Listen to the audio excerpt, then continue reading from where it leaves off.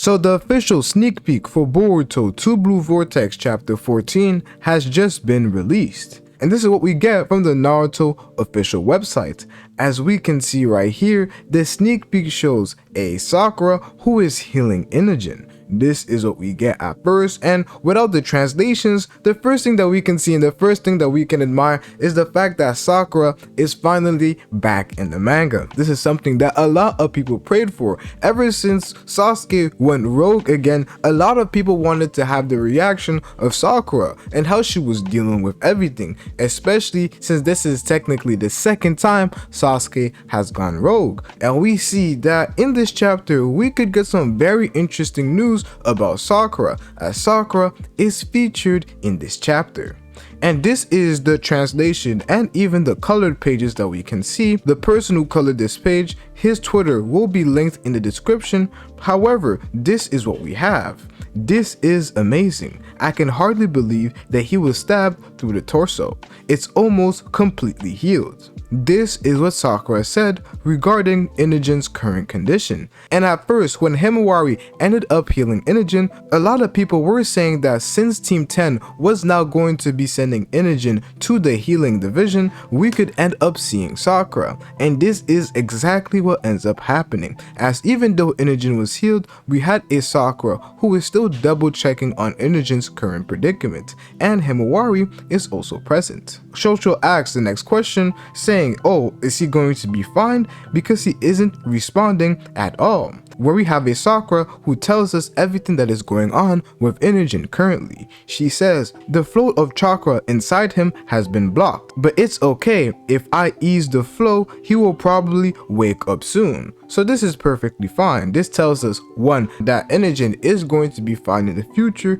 but it also tells us that Himawari's powers, Himawari's healing ability is quite powerful, especially for somebody who is injured to the torso. I don't know if this tells us that maybe Himawari will join the medical division. I don't think that's what this is telling us, but her abilities are going to be quite useful in the future. But now that Sakura is here, now that Sakura is back, this gives us a lot of hope, and maybe she is not the only old-gen character that we will see in the chapters to come. And this has been a sentiment that I feel as if that with Boruto 2 Blue Vortex right now, we're going to see some sort of expansion with old characters that we didn't see before starting to be brought forth in the manga. We see a lot of different characters appear in the Boruto anime that are both old-gen and new-gen characters. However, in the manga, we don't really see that. But with Boruto 2 Blue Vortex, not only did we get to see the two elders in chapter 6, but now Sakura is back, and now I'm starting to have the idea that we're slowly going to see the world more expanded in the manga. And if the next target, if the next Senju is Shinki, then it means that we would actually go and see characters even in the Land of Wind. Right now, Ikimoto and Kishimoto are perfectly setting up an expansion of the Boruto universe, especially in the manga. And this is what I'm quite happy to see. And something that's also interesting is that maybe Kakashi will be coming back, because in recent interviews, we've had an interview between Kishimoto, Ikimoto, and the people of France, but we had a Kishimoto who expressed that he wished that he had explored Sakura a little bit more in the story, especially her parents, because Naruto and Sasuke, we saw a clear dynamic between both of their parents. However, we didn't get to see that really with Sakura. And after he says this, the chapter that follows, we end up seeing a Sakura in Boruto 2 Blue Vortex. So maybe with Kakashi, we had Ikimoto who made statements about why does Kakashi, a very popular character, why is he not introduced into the series? Why hasn't he not made an appearance in the manga? Ikimoto said that if he revealed anything, that it would probably be a spoiler. So Kakashi being one of the Senju, in this chapter we come to find out the Senju that is born, it would be something that is quite interesting. I really like the aura and the healing ability that we see from Sakura. I like the way it is drawn. I wouldn't say it's a perfect match with Kishimoto, but it's a unique way. I really like comparing how Kishimoto would do things, especially when it comes to aura, and how Ikimoto does it. But I really like what is being done.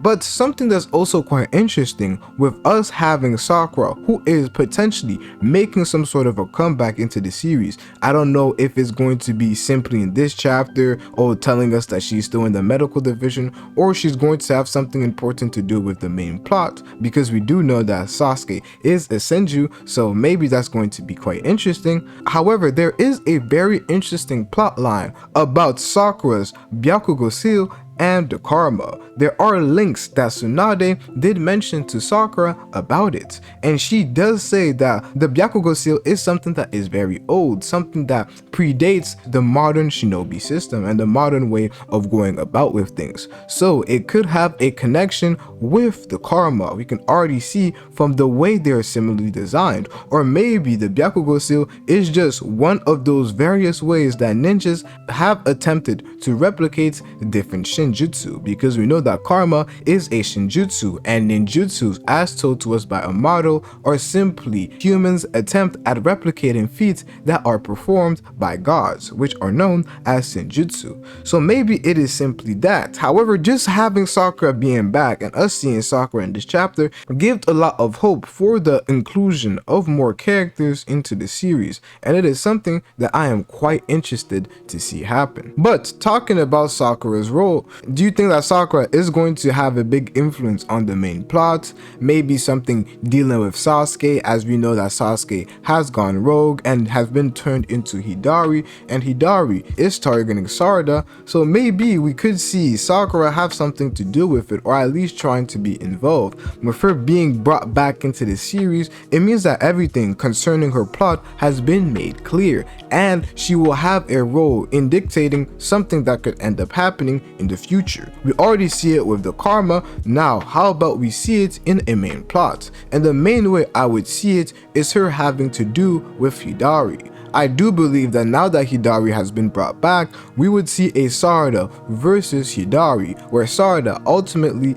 ends up taking Hidari by herself in a sort of a 1v1. In that sort of manner, I could see it happening, where she then ends up using her Mangekyo Sharingan, which we have been waiting for her to use for a while now, while Boruto is focusing up on something else. However, if this fight is not a 1v1 and there is another party that is active, I do believe that Sakura could play some sort of a role, and we would see what ends up happening with the various power dynamics in the series. Is Sakura somebody who has been training and practicing ever since Naruto and Sasuke have been gone? I do believe that this is something that could be actually made to be true, where we had a Sakura who strengthened her resolve and decided to take matters into her own hand and develop various different things in the time skip. But is that the role that she will play in the story? Is this the path that Kishimoto and Kishimoto want to take when it comes to Sakura? That I really do not know, because already we don't really see her too much in the manga. However, this entire thing of us being able to see Sakura being back into the series, it just gives me a lot of hope when it comes to the new characters that we could see and the old characters that we miss. I just want to see Kakashi, to be honest, but I also want us to see other villages. So you guys let me know in the comment section below what you guys make out of the leaks, what you guys think about the following chapter. But one thing I do know, and the one thing that I do feel like when it comes to this chapter, is that this chapter, I don't think we're going to see a lot of fighting. Maybe we're going to be left with a cliffhanger to a potential fight that could happen in the future, or see what Matsuri and Bug were doing. But when it comes to a main confrontation, I do believe this is going to be more focused on the Leaf and what Boruto has been doing, and explaining everything we need to know about the Senju again to the Leaf village. But apart from that, we won't be seeing any major fights. It just doesn't seem like the tempo that the story seems to be taking when it comes to this chapter. But it is almost like the beginning of a new arc. We are currently done with Boruto coming back to the village, him being confronted and him being questioned by the Hokages and people around him is going to be wrapping up the arc of Boruto being back into the village. Now the next arc that we are about to embark in is going to be one that has to do with what the Senju are going to do now. Are they going to continue pursuing their target, or are we going to be seeing the process of the Senju creating almost a sort of a army, as we see a new Senju is about to be born? So let me know your comments, thoughts, and concerns in the comment section below. and I'm out, bruh.